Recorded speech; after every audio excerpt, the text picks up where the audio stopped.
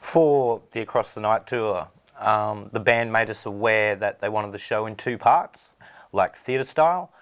Our brief was given that they wanted Act 1 and Act 2 to be completely different visually, and that's where our starting point came.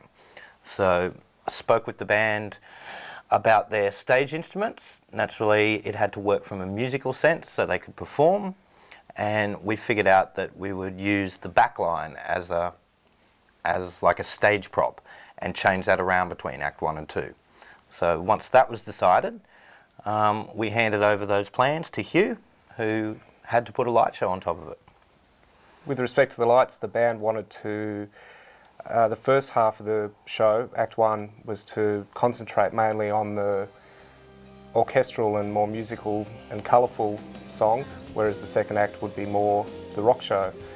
So the lights had to also reflect that. We had video screens placed behind the band, which had picture frames, set pieces around them, rings that attached to the band's backline. A lot of the lights were hidden from view, which is different to what we usually do for our show, and that was to give a more theatrical kind of approach.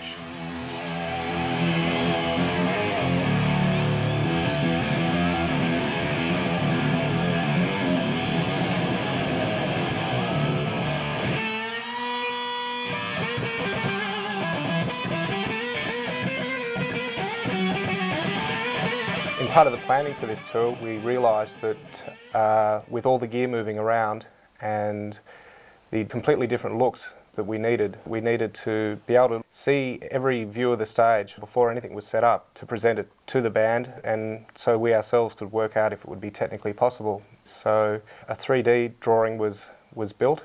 The whole stage was plotted into a 3D space. It was much more effective to be able to see it and see the stage from any angle, from the point of view of the crowd or from the point of view of the musicians.